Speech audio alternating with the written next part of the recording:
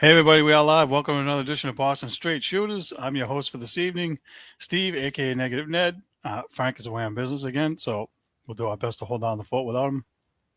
This is the show we talk about the Patriots, Bruins, Red Sox, and Celtics. Get you guys all caught up to speed on the goings on over the last week of the local four, and I'm going to get things started. I'm going to post a link so you guys can join the show. We have a lot to talk about, obviously. Whoops. Hold on. All right. Let's see. We got Bruins. The Bruins, unfortunately, are on a losing streak. That's not a good sign for them heading into the playoffs. We also have the Red Sox, who are currently still in the basement. We have the Celtics, who are on a winning streak, while they also head towards the playoffs. The Patriots, no real news there, so we probably won't spend much time on them. But we are going to kick things off with the Bruins and their current 4-game losing streak. They had a tough week last week, tough road trip down in Florida, 2 games down there, one with the Panthers and one with the Lightning. They lost both those games. Then they had to go to Philly, where they lost, and then they had to go to Carolina, where they lost. And Carolina, as I mentioned last week, is a bugaboo for them. They haven't been able to win down there in a while. So, the Florida game, they lost 2-1. Wasn't a bad game, just they fell behind in the first period and they couldn't catch up. They scored early. Florida scored 4 minutes in on a giveaway. And the Bruins have been victimized by a lot of giveaways lately in their own end. And through the neutral zone, they've been giving up a lot of odd man rushes, a lot of 2-on-1s, a lot of 3-on-2s, and it's a bad sign and some bad habits when you're heading into the playoffs, and especially when you're still fighting for a playoff spot. So there's some things they need to clean up there. But they score 4 minutes in, they get the 1-0 lead, and then at around the 8-minute mark, that Bruins nemesis Weasel, Sam Bennett scored to make it 2-0. McAvoy and Mitten blocked some shots, and the freaking rebound went right to him. He was alone in the slot, ripped it in for a goal. So not good. Not good there in the first period. Fall behind 2-0. That goal really wasn't a lot you could do about it. It was just a couple of bad bounces and put it by Jeremy Swayman. Fraser Minton scored with 27 seconds left to make it 2-1.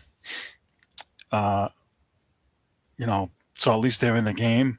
But in the second period, Florida had 12 shots on goal in the second period, and the Bruins couldn't really generate much. And then in the third period, I forget how many shots on goal the Bruins had, but they had a whole bunch, and they couldn't get any more by Bobrovsky. He made 28 saves on 29 shots. The Bruins actually outshot them 29-24 overall. But Bobrovsky, when it's time to step up in certain games, he will, and he did there, and stonewalled the Bruins. They're still fighting, even though they're missing a bunch of guys. They're missing 8 or 9 guys. There's no quit in them, and even though they're not going to make the playoffs as the defending Stanley Cup champs, they still have the Bruins number. The Bruins still can't. That was without Marchand too. They still didn't have him.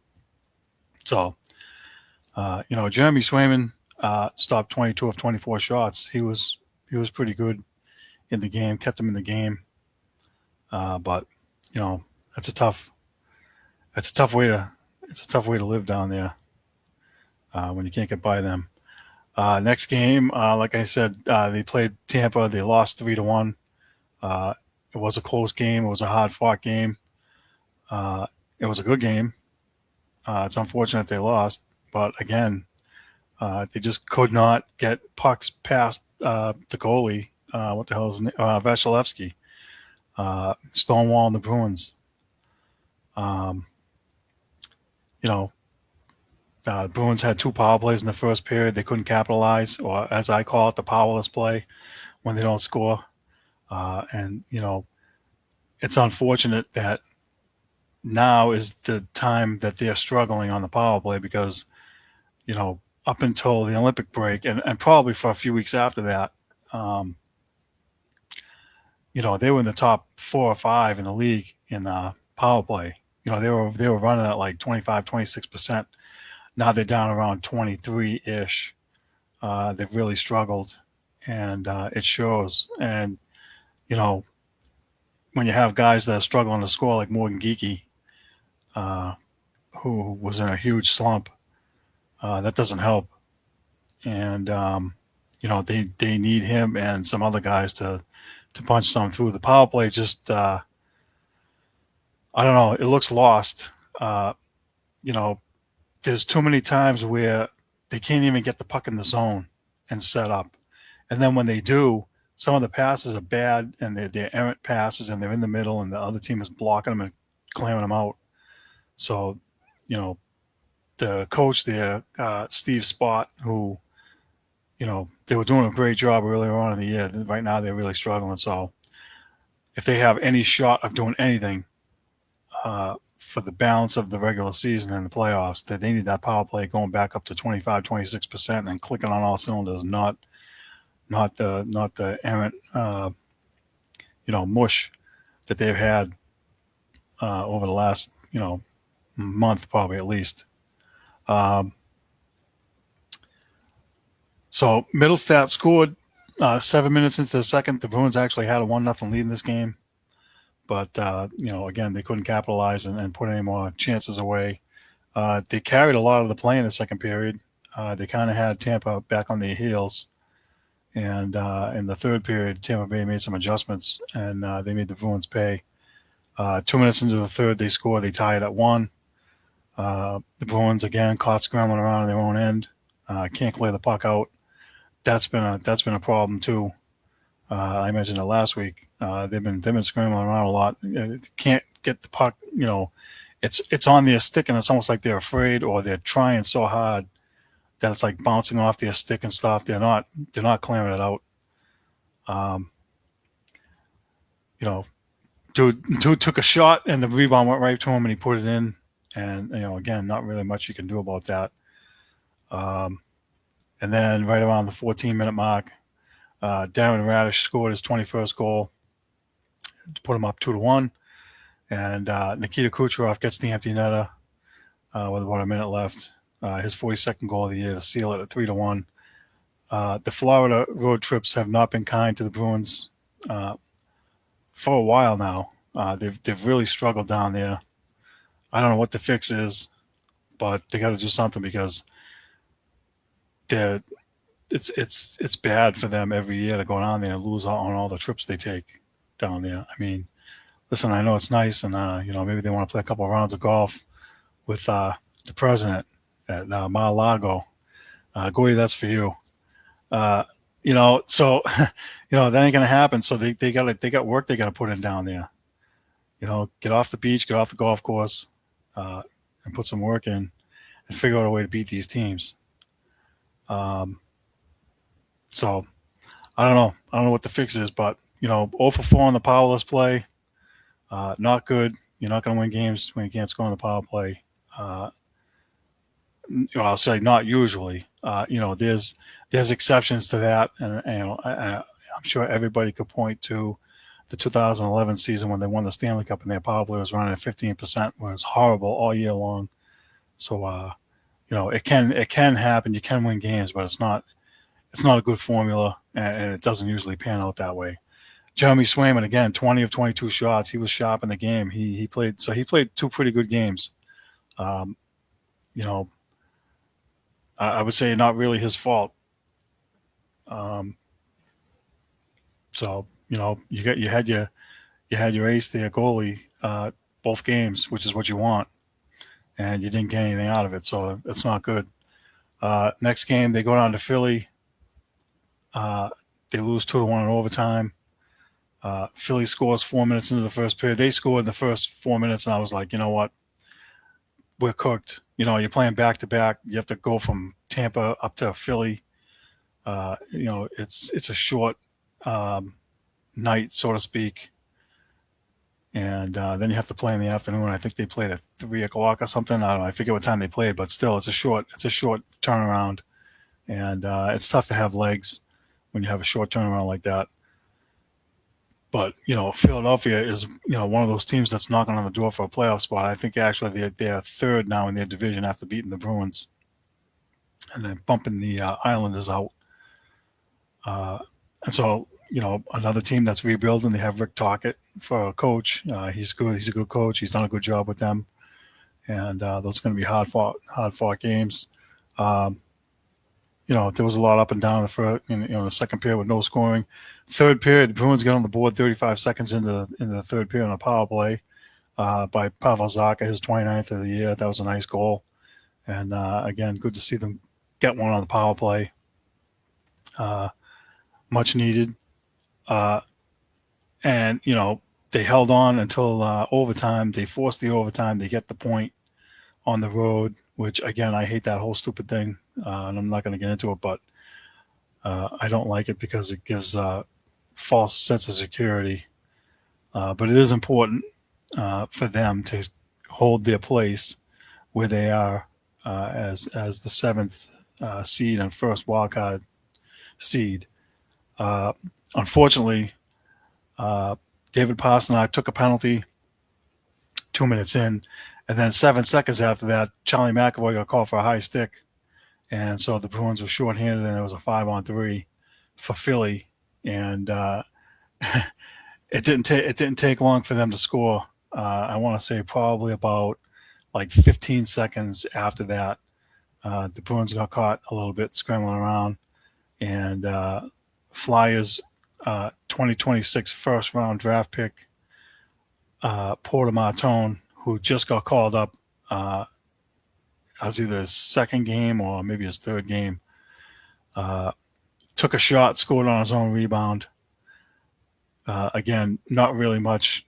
Korpisalo was in net, not really much he could do on that. You're already down 2 men, and the guy takes a shot, puts it in front. And by the way, nothing against James Higgins at all, but Porter Martone is the guy I wanted. He's a right winger. He's a rugged, 6'2",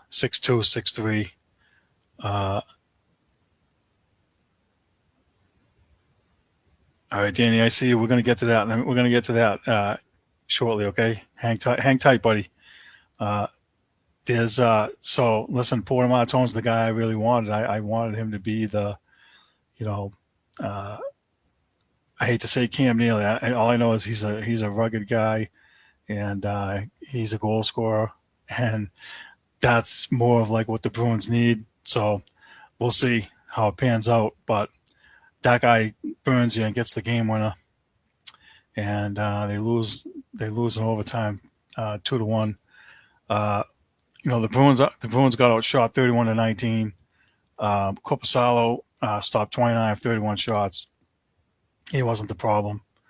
And former Bruin Dan Vladar stopped 18 of 19 shots, and actually he's part of the reason, or probably most of the reason, that Philly is in the hunt. His record is 27-13-7 with a 2.40 goals against average. So, that's one of those why can't we get guys like this deal. And, it's unfortunate that the Bruins couldn't find a way to hang on to him and Brandon Boosie, who we're going to talk about in a minute, for Carolina. But, now, again, short trip, all these games, every other night and whatnot. They got to go to Carolina. Again, a place that I've mentioned where they don't play well. They have not played well there in a while. They can't win in Carolina. I don't know what it is. They've got like one win in the last like 10 trips there or something. I have to look it up again, but it hasn't been good for them down there. So they go to Carolina. They actually had a 3-2 lead at the end of the first period. Hampus Lindholm scored, and Morgan Geekie finally got on the board and scored 2 goals in that period. His first goal is in 17 games. 17-game goal drought, bad. But good to see him get a couple goals there. And the Bruins had the lead. Unfortunately, they couldn't hold it. In the second period, Carolina took over. They scored a goal, tied it up, and then they proceeded to score 2 more goals, and they scored 3 goals in 3 minutes and 16 seconds. 3 goals in 3 minutes and 16 seconds. It took a 5-3 lead, and I really thought the Bruins were going to be done after that. I mean, they just outmatched. Carolina's a good team. They're fighting for first in the Eastern Conference. To have Rod Brind'Amour is a real good coach. They're always well coached, and as I mentioned, Brandon Boosie in net. Not a great game by him, but he's part of the reason that they are where they are. He's had a real good year for them, and I really thought that the Bruins were cooked. But they score again. They score again with 1:10 left in the second period to make it 5-4. Kiki again gets the hat trick, and again, good sign with a goal coming from him. They hung around. They fought in the third period, and they tied it up with 7.5 minutes left. Pavel Zacha scored his 30th goal on the season. Real good to see him. He's on a hot streak and a half. He scored 13 goals in March. He's got 2 in April now. He's really been cooking, and they need that where other guys are not really doing much. Go ahead, Danny. Rub it in. At least they got a point out of Carolina. Funny. It is a good point by you, and like I said, I hate that whole system, but for them to get the point there and tie it up, they're fighting with 5 other teams for those last 2 spots. So it is important as much as I mock it. Unfortunately, the Bruins, in typical Bruin fashion, got hemmed in their own end again, and Carolina scored in the overtime to get the W. 1 minute and 13 seconds into overtime. So another tough loss. All these losses are tough, especially when you're fighting for points now. Give me a second because I have it here. It's the Bruins with 96 points. Ottawa has 92. They've come from out of nowhere. They've really been on a surge. And again, another former Bruin in net, Linus Ullmark. He hasn't had a spectacular year, but he's had a good enough year that they're in the hunt. And, they're in the 8th spot right now. Columbus has 90 points. They have 4 games left. Ottawa has 4 games left. Detroit has 89 points. They have 4 games left. The Islanders have 89 points. They have 4 games left. And Washington has 89 points. They only have 3 games left. And the Bruins have 96 points. They only have 3 games left also. So that logjam between Ottawa and Washington, where 3 points, there's 1, 2, 3, there's 5 teams within 3 points of each other fighting for the last spot. So it's going to be interesting to see what happens before the end of next week. And see who makes it and who doesn't. Detroit, they've slumped in the second half big time. They were in first place for a little while, if anybody remembers. And, they've just dropped like a rock, unfortunately for them. So, if the Bruins hang on through this next week and they're in the 7th spot, then they're going to get, you know what? I have to look it up. They're going to get, I think they're going to get Carolina in the first round. I have to double check that. Because Tampa Bay would play the 8th seed and Carolina would be the 2nd seed playing the Bruins, or vice versa. Like if Carolina winds up first, then the Bruins will play Tampa in the first round. So, or even Buffalo, actually. I forgot about them. they're up there too. Them and Buffalo and Tampa Bay are fighting it out for first place. There's a log jam there too. You have Buffalo and Tampa tied. They had 102 points, so they're jockeying for first place. And then you have the Canadians in third with 100 points. So it's really going to be interesting to see how it shakes out and see if the Bruins can hang on to that last spot. All right, let's do this. Let's talk about James Higgins. He signed a pro contract with the Bruins. Yep, the Habs are there too, Danny. Just they got 100 points, so they're not out of the mix for winning the division. That's for sure. The way they're playing good. But I lost it. Where do you go? Come here, you. James Higgins. Let's talk about him. Bruins #1 draft pick this year, 7th overall. They signed him to a deal last week. They stuck him a week or two ago, and they stuck him in Providence to start his career. And they signed him to a 3-year deal, and that 3-year contract is for $975,000 a year or $925,000 a year, or whatever that weird number is they use.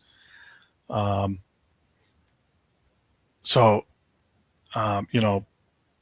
a whole bunch of scuttlebutt about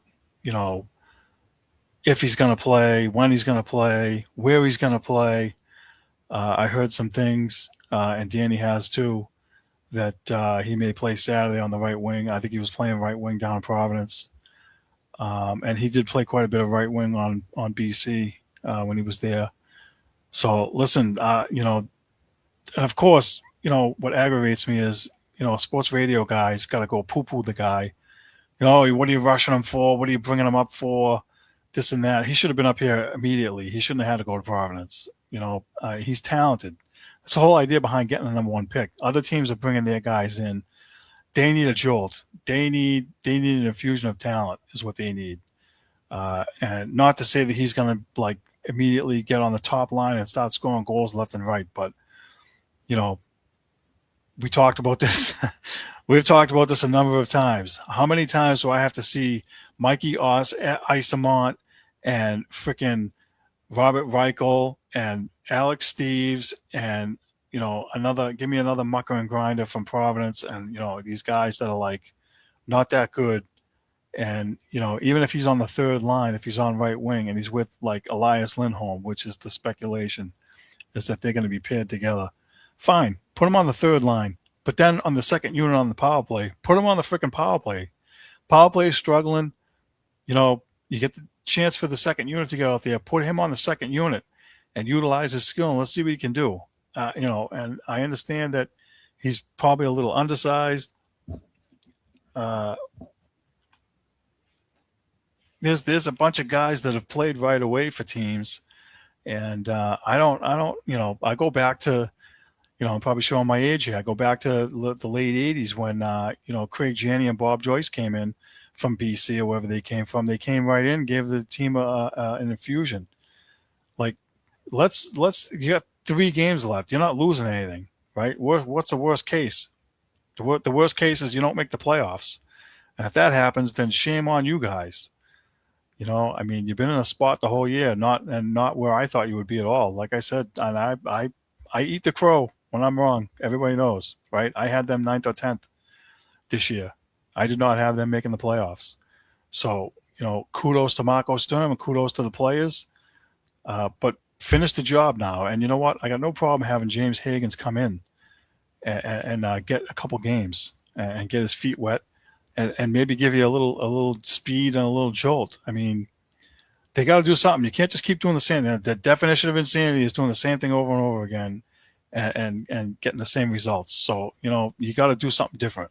I'm not opposed to this at all. Danny, Will Zellers, yep. North Dakota got knocked out of the college tournament there. I don't see him coming here yet. I just looked real quick before the show. This year was his only. He was a freshman this year in college, 20 years old. But Higgins has 2 years at BC, and his scoring was better this year too. He was leading scorer in Hockey East. 20-something goals, like 23 goals and whatever points. I forget exactly what his numbers are, but there's a reason he's the number 7 pick. And please, for the love of God, do not do like you guys do to all the freaking goal scorers and ruin them because they don't play defense and ship them out of town. Don't give me freaking Phil Kessel and Joe Juno and freaking the guys that score goals and then ship them off. No, give them a chance, wait them out. Hopefully he can make team next year in training camp. Like, don't bury these guys. And I give them credit last year for having Matthew Poitras start as a 19-year-old. They did give him a chance, but unfortunately for him, a little too undersized, and he got pushed around a lot. He probably needed to be in Providence and start there and stay there for a little bit, just like this year. I just think that he needed to bulk up a little bit and get used to the pro game. And they're having a phenomenal year down there, Providence. Last week when I looked, I think they were still in first place in their division. And, they're going to be one of the favorites to win the Calder Cup. And it's not the same as winning the Stanley Cup, that's for sure. Weight room, yeah. There's a couple guys that need to use the weight room for sure. But look, I say bring James Higgins in, and I can't sit here like the sports radio guys and be like, "Wow, he's going to be a bust." Like, you didn't even give the guy a chance yet. You don't know what he's doing. You can't do that. As negative as I am as negative Ned, sometimes, you gotta use a little realistic here. If he comes in and he stinks and he's like, -8 in 3 games and he's coughing up the puck and he's getting out muscled and stuff, then fine. You can say he doesn't fit, but I only watched a few games of him at BC. He's willing to fight in the corners for the puck. He's not a soft kid. He's got skill. Dude can shoot. I mean, you got to see what you got. You got to take a chance. You got nothing to lose. This year is still a rebuilding year for the Bruins. Don't forget that. They're overachieving, in my opinion, by being in the playoffs. I think they're overachieving with the talent that they have. And this is another case where the GM gave the coach chicken salad and I said, "Here, give me some filet mignon and get me in the playoffs." I mean, so kudos to them for that. Marco Sturm, not Don Sweeney, everybody's favorite GM around here. That's sarcasm, by the way, in case you couldn't figure it out. Danny says Higgins needs to be tested. Yeah, I mean, why not? It's 3 games. It's not like you're bringing them up in February after the Olympics, after the All-Star break, whatever, and then throwing them to the Wolves. This is the time to see if he can actually make a little bit of an impact. Let's see what he's got. Okay. I rambled over on the Bruins there. So now we're going to move on to the Celtics. The Celtics have a winning streak. They've won 3 in a row too. They bear with me for a second while I find my notes. They played. Oh yeah. So they played 3 games last week. And they played Milwaukee the first game last week after beating Miami 147 to whatever that was, 129 or whatever, and scoring a whole bunch of threes and going cuckoo and scoring 50-something points in the first quarter. This game they scored 43 points in the first quarter, and they were up by 17 in the first quarter. They're shooting the lights out of the ball. Just crazy. I was watching some of the game. I had to shut it off. They were up by 30 in the third quarter. I was like, all right, they're waxing the hell out of these guys. If they lose, if I wake up tomorrow and they lose, then shame on them. There's no way you should lose a game when you're up by that many. And they didn't. Jaylen Brown, 26 points, 10 of 11 from the free throw line. I like to see that. Now I've been hopping on him a little bit about missing the free throws. So much better from him. Jason Tatum, another double-double, 23 points, 11 rebounds. Uh, he's been good since he came back. You know, a lot of speculation and worry about how he would fit in and what's going on with what's it going to look like with him back. Uh, I think he's done a good job, and I forget how many assists he had in that game, but he's facilitating more. I think he's being aggressive and going to the hoop uh, in spurts as needed. But before he got hurt, the offense ran through him, and now it doesn't have to run through him, and he can be more of a facilitator. And his 20-something points and his rebounding, uh, which will be a huge plus for the Celtics because that was a bugaboo for them earlier in the year. I mean, if he does that, he gets 20 points and 20, 23, 24 points a game, and 10, 12 rebounds, 15 rebounds, whatever. I mean, and then he's getting 6, 7, 8, 9 assists. I think one game last week he almost had a triple double. So he's fit perfect right in, just like we thought. Uh, I mentioned this before, and unfortunately Frank's not here, but he was a little sad to see Anthony Simons go. But whatever scoring Simons was going to do for you, you don't need that now. You have Tatum in his place, and you traded away Simons and added Vukovic because the rebounding was bad, and the rebounding has been a lot better since he's been here. And even though he was out for the last 4 weeks, I think there's a difference in Neemias Queta and Luka Gaza. They've been more aggressive on the boards, and they've done a better job uh, overall. So, for the 3+ years that me and Frank have been doing this show, to me, last year when they got Porzingis and they had Porzingis and Horford, that was obviously huge because Porzingis. 2 years ago, sorry, they won the championship, right? 2 years ago, they got Porzingis. I mean, huge because they had problems rebounding, and we were hopping on them to try to get a big man. They did. Then you get rid of Horford and Porzingis, and you have Queta and Luka Gaza, and you also lost Luke Cornett, right? Another 7-foot monster. He's 7'2" or something, whatever he is. So we lost all that size and scoring. Porzingis and Horford can both score. So, I think that I just want to make sure that it's noticed that I think Keita and Gaza have done a much better job on the boards. And we're going to get to some of that because they were getting out rebounded on the offensive glass a lot. And that's not the case anymore. So good to see from them. Again, speaking of Keita, 19 points, 10 rebounds. Derek White had 17 points. They shot 17 of 37 from three, 46%. That's really good. That's nice to see. 19 of 23 from the free throw line. So that's another thing too with Tatum back. They get into the free throw line more. He didn't get double digits from the free throw line, I don't think, but between him and Brown, when they're aggressive and they're going to the basket, they're going to get free throws.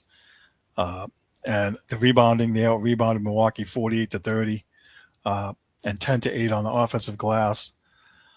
And again, you got to take it with a little bit of a grain of salt. They didn't have Giannis Antetokounmpo, however you pronounce his name, I apologize. I just call him Giannis. It's easier that way.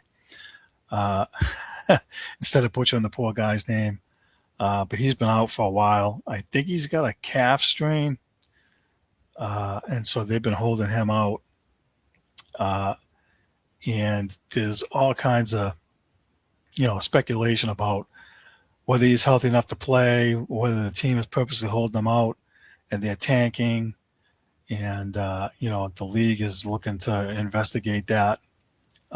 That's something we can talk about in the off season when we're talking about the teams that tank. But, the calf thing, the strained calf thing kind of leads into the Achilles thing. And so, I kind of don't blame them for being cautious. and not wanting that to happen, because it seems like the guys that get the calf injuries are the ones that start tearing the Achilles.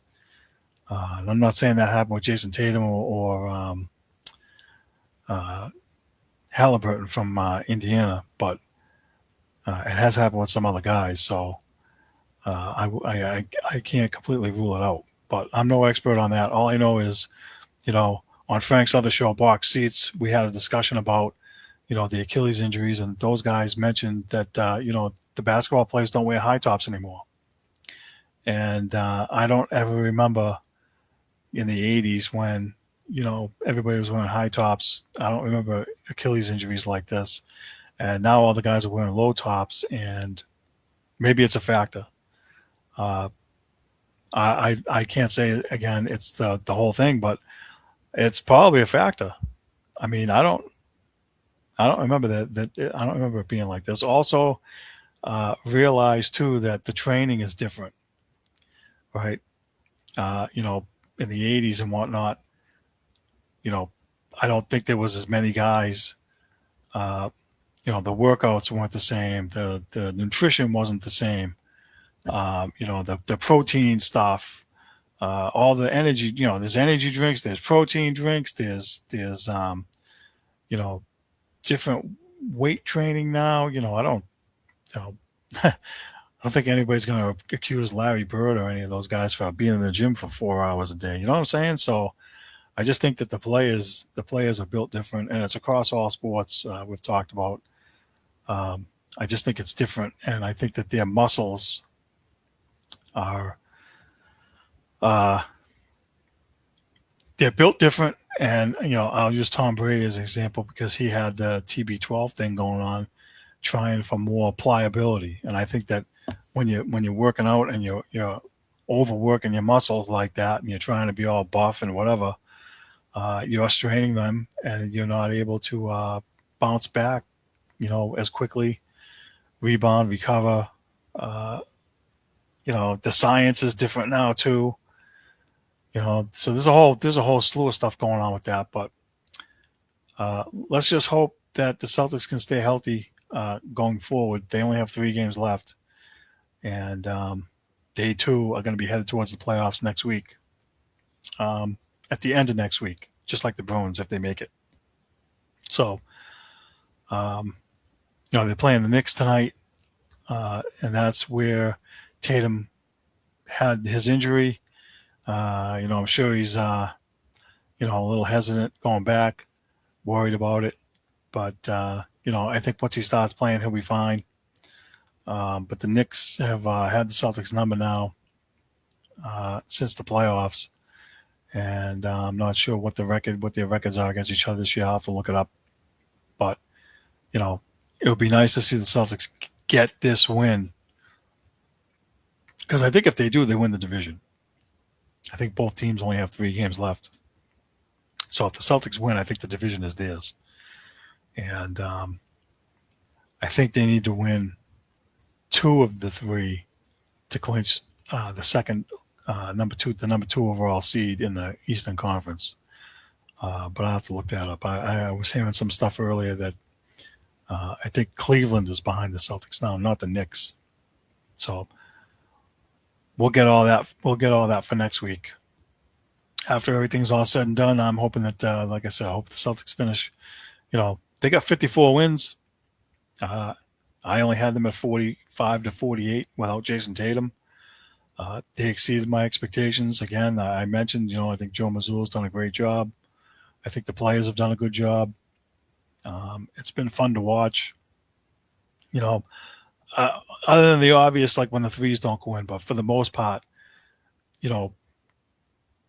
they're using their spacing. They're finding the open guys, and when they do more of that, they have more success. When they try to Bobby Orr by everybody or Michael Jordan by everybody one-on-one, and they get into ISO mode, that's when they get in trouble. So they just have to minimize that.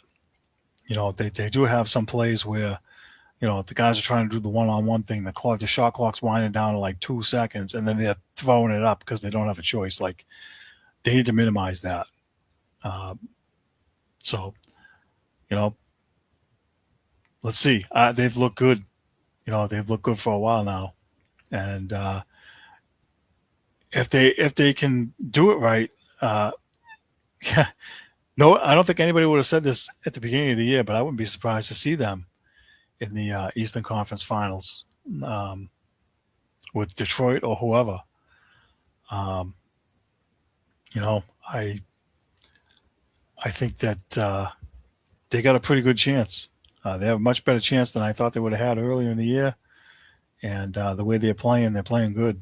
So hopefully they keep it going.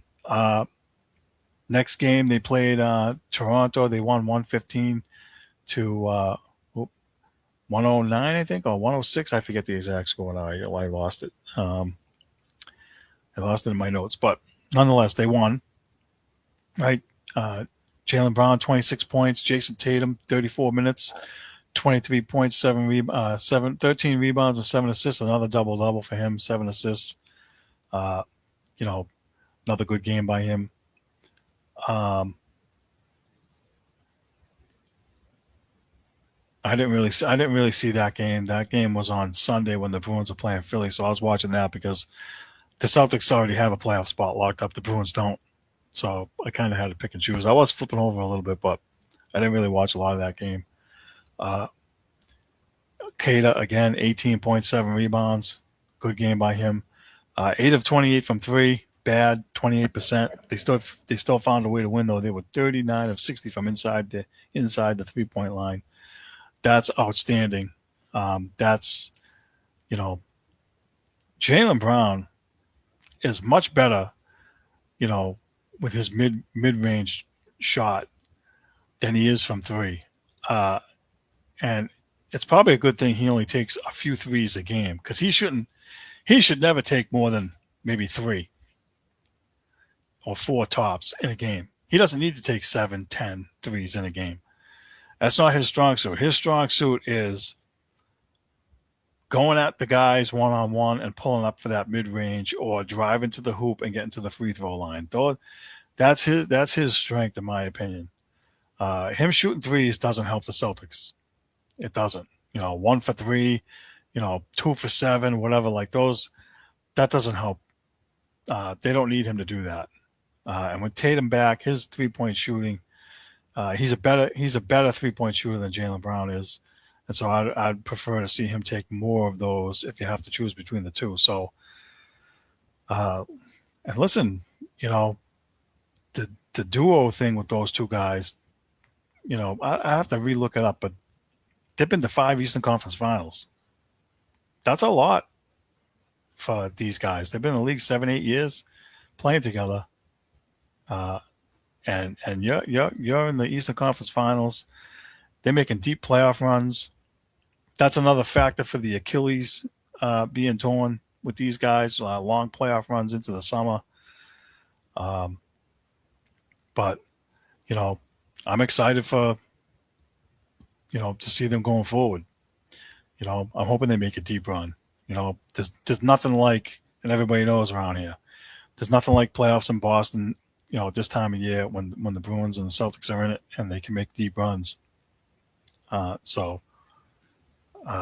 see what they can do. Now, the last game they played against Charlotte, they won 113 to 102. They were up by 6.5. I didn't see this game either. The Bruins are playing Carolina, so I needed to tune into that because I wanted to see if the Bruins could actually get a W down there, even though I knew the chances were slim. But Jaylen Brown, 35 points, 9 rebounds. Jason Tatum, 23 points, 5 assists, 5 rebounds, 4 assists. Pritchard, 12 points. White, 12 points. Kata, 12 points. A little bit of balanced scoring there. Jordan Walsh, surprise, 9.6 rebounds in 18 minutes off the bench. He got in there. He's been getting more in the rotation now from what I've been hearing on sports radio. And I don't know if that's by design. I think he's getting more minutes and Hugo Gonzalez is getting less.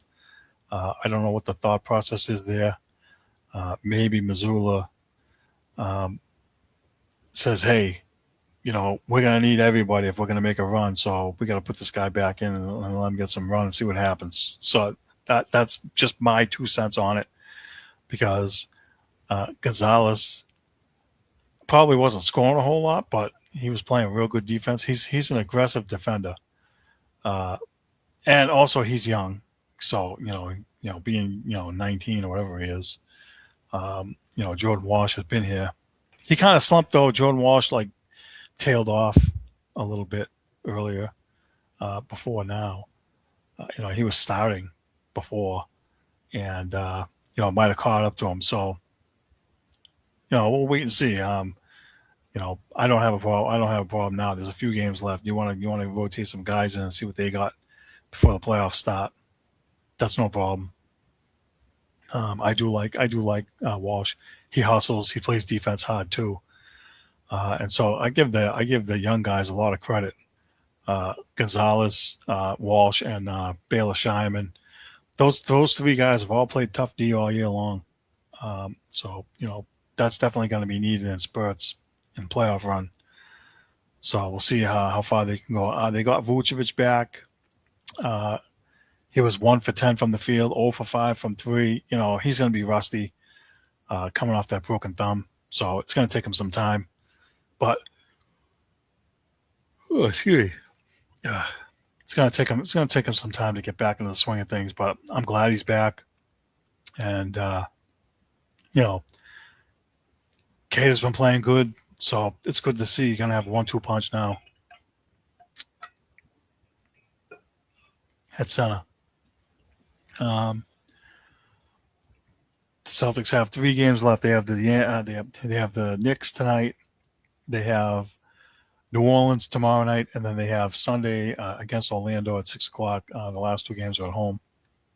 So close out the year, and they got 54 wins. Let's see how many more they can get. Again, phenomenal year by them. Real good job. Let's see what happens. And hopefully they don't go cold from 3 in the playoffs. That's another bugaboo for them. That could be a problem. We'll have to wait and see. But watching the time, let's get into the last place Red Sox. This is unfreaking believable. I really thought they'd be better than this. I'm as disappointed as everybody else around here that they're in the basement. For a team, and I think I posted on one of the posts, whatever game they lost, is that for a team that's built on pitching and defense, they have had neither. No starting pitching and tons of errors. They're still making 1-2 errors a game. It's too many. They're not going to survive. I don't know why it's this bad. I can't pinpoint it. The only thing I do know, and this goes back to last year, is that in the minors they are not teaching these guys the fundamentals on defense the same way you normally would when you have prospects down in AAA and AA and so forth. They are more fixated, especially with these drive line guys with all these launch angles and analytics and all that. They have the happy horse crap. They're more driven towards these guys, yanking balls out of the yard than they are anything else. And then they get here and they think Alex Cora is going to fix it. Like, that's not how it's supposed to work.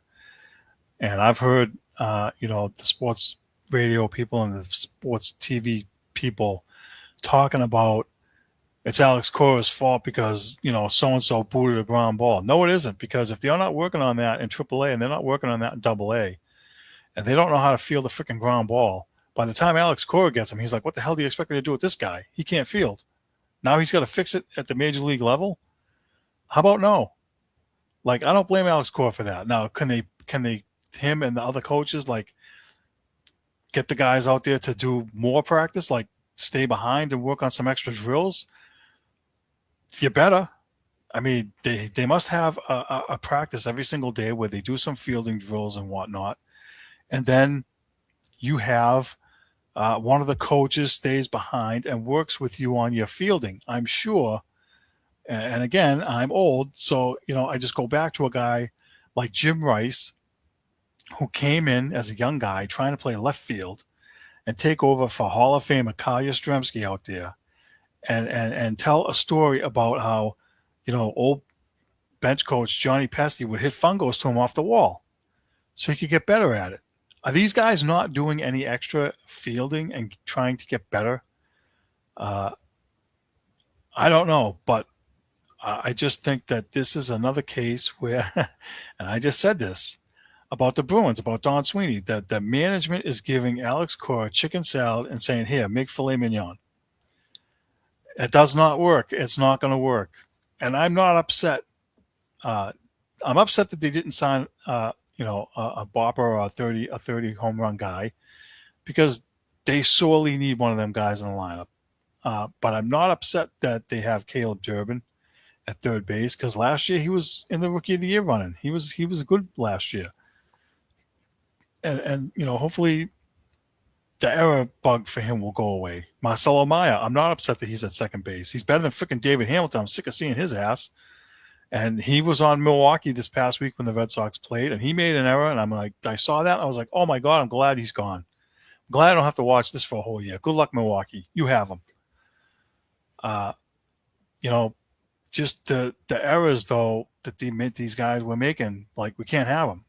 And I can't blame Alex Cora for that. If the MO is to not develop those guys down there and develop their skills at the minor league level. If all they're focused on is drive line and launch angles and stats and all these numbers and crap, then it's what you're going to get. Garbage in and garbage out.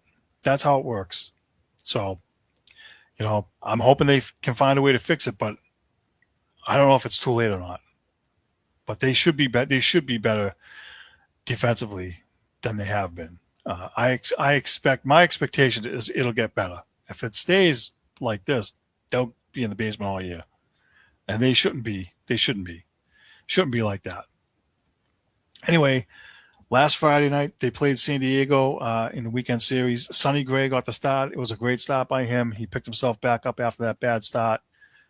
6 innings pitched, 4 runs, 4 hits, 2 runs, no walks, 3 strikeouts. The game was tied until the bottom of the 6th when new first baseman Wilson Contreras hit a monster 441-foot homer to give the Red Sox the lead.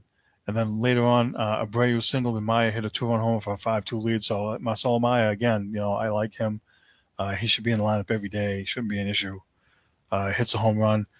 Aroldis Chapman closes the door, gets the save. He's really been great for the Red Sox since he's been here. Saturday they lose 3-2. Conley early struggled. After that good start, the last go on, he only pitched 4 innings, gave up 2 runs, 4 walks. He had some control issues. Not good. It was tied at 2 until the 9th when Chapman, who I just praised, gave up a bloop single in the 9th, cost him the game, and he blew the save. I don't expect too many of them from him though. He's been good. I mean, he's gonna. If anybody thinks he's gonna put up the numbers he put up last year, I would be surprised at that. He's not going to have a 1.4 something ERA again. But I'd be happy if he was like under 2.5. If he was like 2.25 for the whole year and only blew like 5 saves all year, I'm happy with that. He can't come in like freaking Weissert and blow 9 of them. That bum. We're going to get to him in a minute. But the Red Sox,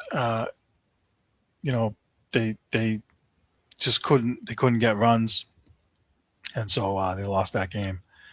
Roman Anthony was 2 for 4 in the game. Ceddanne Rafael was 2 for 3. Rafael has been a surprise at the plate. He's had a strong start, so good for him. Sunday, they lose to San Diego 8-6. They had a 4-0 lead after the 3rd inning, and then Ranger Suarez came in and gave up 3 runs in the top of the 4th. So this is a case where the Red Sox finally give some support. Then he can't hold it lead, and then Weissert came in and gave up a 3-run bomb to Manny Machado. And as soon as he did that, it was like, this bum again. Blows another lead. Blew the lead last week for Conley early. Again, I don't know why he's here. I'm sick of seeing him. But, the Red Sox did tie the game in the bottom of the 7th on a 2-run double by Yoshida. Unfortunately, the next chicken salad, Ocean State job lot bum guy I've never heard of, Tyler Uberstein, no clue. He gave up a leadoff home run at the top of the seventh.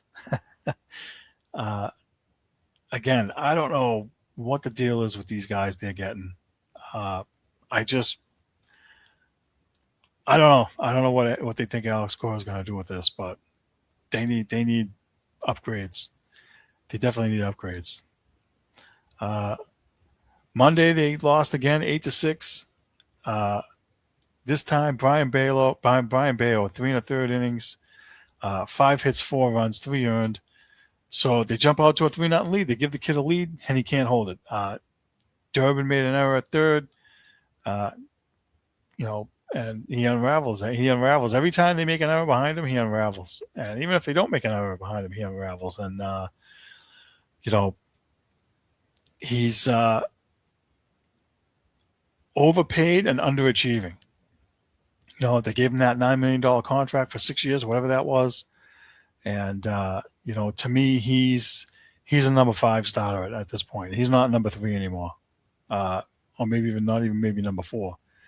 Put him at the bottom of the rotation and let's see if he can give you 4 or 5 innings, because he's not giving you what you need. And it's unfortunate because he's talented as hell.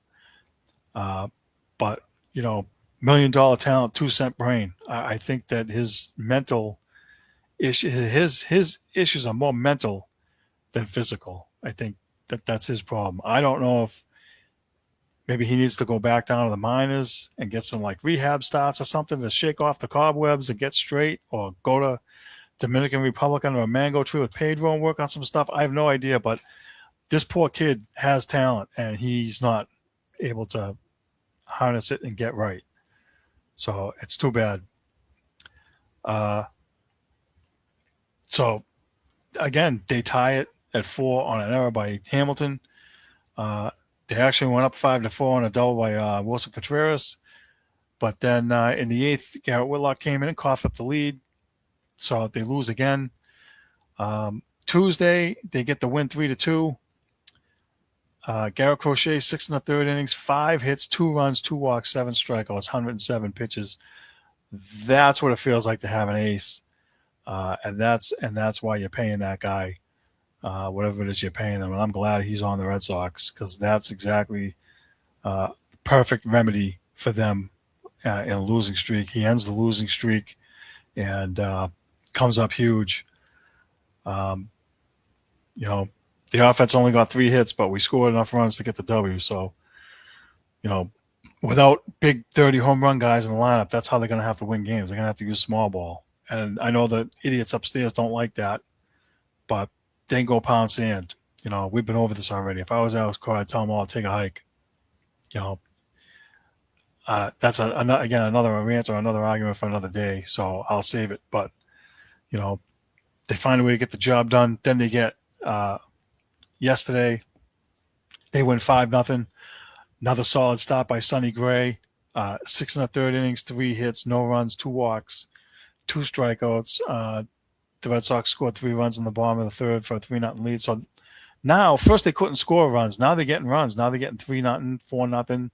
And the pitching hasn't been able to hold them. These guys have. So kudos to them. And I wasn't sure that Sonny Gray would be the number 2. I thought Ranger Suarez would, but I'm leaning more towards Sonny Gray being number 2 now and Ranger Suarez being number 3, because he hasn't put anything together yet. He's struggled all spring. I don't know what his issue is. They're saying it's not physical, but typically when they struggle like this, we saw it with Tanner Houck. Typically there's something wrong and nobody's saying anything. And I wouldn't be surprised if he made 1 or 2 more starts like this where he pitches 3 or 4 innings and pitches terrible. And his ERA is 9. And they say, oh, he's got an elbow thing or an arm thing or whatever, a shoulder. I'm gonna go out on a limb and say that 1 or 2 more innings like this, and there's something wrong with this guy, unfortunately. And hopefully it's not Tommy John, because that would be a real kick in the pants for them. That'd be a real kick in the teeth if it came down to that. But William Abreu, 2 for 4 with an RBI. He's hitting 383 on the season so far. He's been the Red Sox best hitter by a mile. Saddam Raphael 2 for 3. He's hitting 324. And again, his thing is he starts off good and then tails off, and so he'll be hitting 240 or 250 by the end of the year, which for him is not horrible. If he's hitting 250, I'd be happy if he could get 250 to 260. That's pretty good for him. If he's hitting 230, that's bad. But listen, he's off to a good start. They need it. Roman Anthony, who was off to a good start at the very beginning, he made some errors along the way in one of these games. He made a throw that bounced about 55 times to home plate. I don't know what his problem is. Again, I think it's mental. I don't remember seeing him have any of these throwing issues when he was in right field last year. Maybe it's the pressure. Maybe it's Fenway. Maybe it's left field. I don't know. But, they got to do something with him because you're not going to have him as the face of the franchise just be a DH. They're going to need more out of him. So hopefully they can rectify that. Trevor Story got knocked down to fifth in the batting order instead of second because he was struggling so bad. He knocked in 2 runs. I think it's the second game he got 1 or 2 hits. So sometimes the guys they just need that. Like Roman Anthony, to me, at this point, shouldn't be hitting leadoff anymore. He has a great eye. His on base percentage can be 380 or 400, but I would put Durant at the top. I never would have put Roman Anthony there in the first place. You need Durant at the top.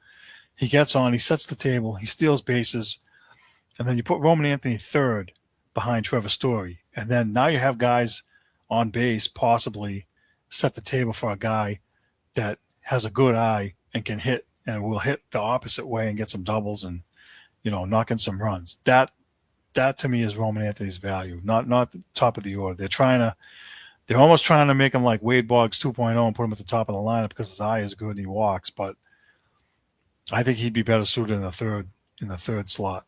But again, argument for another day.